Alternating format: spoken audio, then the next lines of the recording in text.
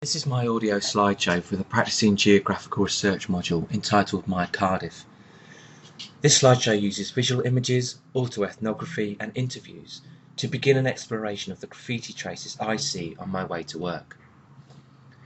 According to Srivastava, graffiti is any unauthorised writing or drawing on a public surface, and it can come in many forms, from these tags on a wall in Italy to these throw-ups done by the Tiger Bay crew in Cardiff. Graffiti therefore comes in many forms. It can also be very political in nature, like these graffiti stencils done by the political artist Banksy on walls between Israel and Palestine at the Gaza Strip. There are many questions we can ask about graffiti. What does it say about the places it occurs in? What does it say about the people who might perpetrate it? And how do other groups respond? To us, is graffiti political? Is it art? Is it vandalism? Does it matter where graffiti is? And how does it make us feel? What should we do about graffiti? According to Nandria, graffiti takes many forms and serves many functions. And according to her, perhaps the most prevalent and certainly the best publicised function of urban scrawl is to stake out gang territory, to claim the space of an alley, a corner, a roof, or even an entire area that's symbolically fenced off by gang signatures. For Nandria, graffiti is an amazing and audacious gesture that changes the legal and political boundaries of the city. Taking our lead from Nandria when she suggests that graffiti stakes territory or claims ownership of space, the first graffiti I see on my way to work is on garage doors. Much of this graffiti stakes a claim for the space outside the garage for the homeowner, asking any other car users not to park in front of their garage so they can get access, or they can park there themselves. Graffiti writers here are claiming public space as private, extending their frontier of the home into the street. Despite this claim to space being made through graffiti, not everyone pays attention to it. Many challenge the right of the homeowner to extend their territory by resisting their claims and parking in front of their garages anyway.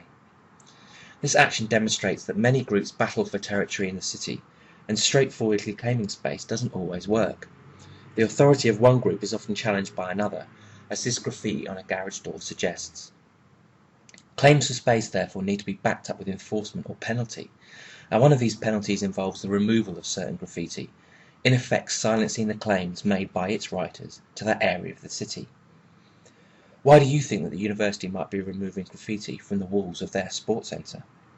One Catay's councillor said that graffiti is often removed to stop its spread. Some areas like subways and alleyways are highly accessible and visible to the public, they say, so any form of graffiti is quickly removed to prevent others from following in their footsteps. However, some groups won't be silenced and return to stake their claim again for their place in the city.